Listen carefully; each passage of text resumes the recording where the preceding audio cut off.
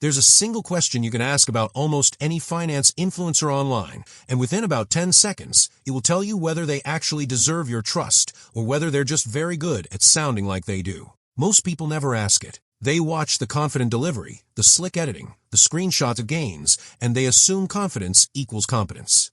It doesn't. Confidence is a performance skill. Competence is something else entirely. And the gap between those two things is exactly where a lot of people's money quietly disappears.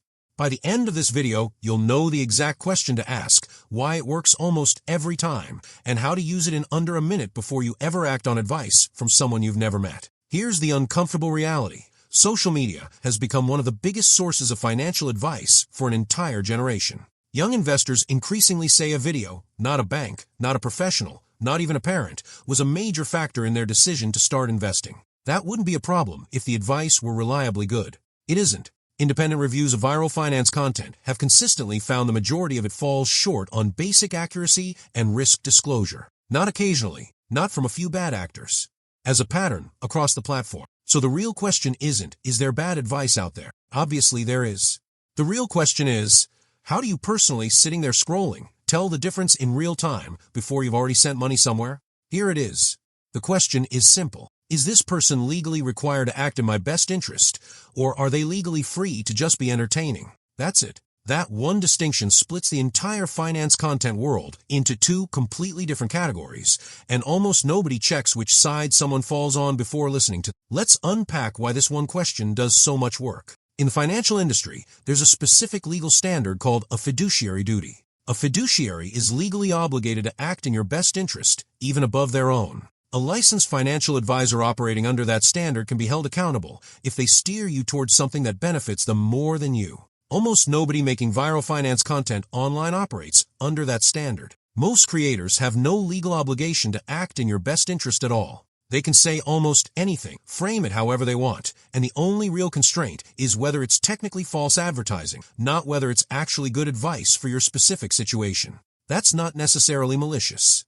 Many creators genuinely believe what they're saying. But belief isn't the same as accountability, and confidence isn't the same as a legal duty to protect you. Here's where it gets more interesting psychologically. Confidence on camera is a skill you can practice and improve, completely independent of whether the underlying advice is sound. Think about what actually goes viral. Complex financial topics, tax law, retirement accounts, market risk, get compressed into 15 or 30 seconds. That compression forces simplicity. Nuance, caveats, and it depends on your situation, all get cut because nuance doesn't perform well in a feed built for speed. So the format itself selects for a very specific kind of person, someone comfortable saying complicated things simply and confidently, whether or not that simplicity is actually accurate. Over time, the algorithm doesn't just fail to promote accuracy, it actively promotes the opposite. Confident oversimplification gets rewarded with views. Careful, hedged, well, it depends content gets scrolled past. That's not a conspiracy. It's just what happens when a platform optimizes for watch time instead of outcomes. Let's make this concrete with an example that shows up constantly: pension advice. A common piece of viral advice tells young workers to opt out of their workplace retirement contributions to get more spending cash right now. On the surface, it sounds empowering. Take control, keep your own money, don't let it sit locked away. Here's what that video almost never mentions. Employer matching contributions, if available, are essentially free money you're walking away from. And the compounding you lose by delaying contributions for even a few years can cost you a genuinely enormous amount by retirement, often far more than the short-term cash felt worth in the moment. The creator giving that advice isn't legally required to walk you through that trade-off. They're required, roughly, to not lie outright. Those are very different bars. So, how do you actually use this question in practice, in the 10 seconds before you act on something you just watched? Ask yourself 3 quick things. First, does this person actually hold a real credential, something verifiable, not just a title they gave themselves?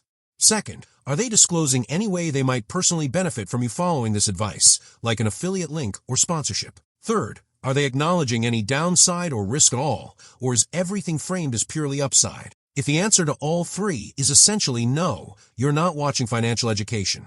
You're watching entertainment that happens to be about money, and entertainment has no legal obligation to protect your bank account. This question isn't just about catching obvious scammers.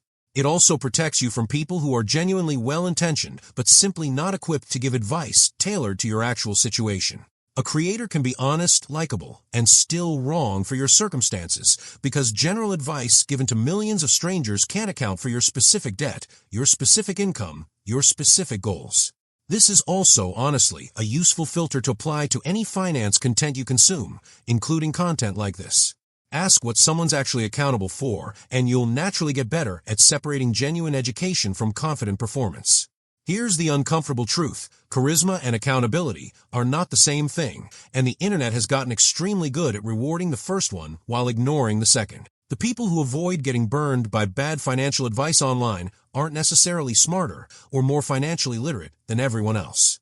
They've just learned to ask one quiet question before they act. Not, does this sound convincing, but is this person actually on the hook if they're wrong? You just learned to ask it too.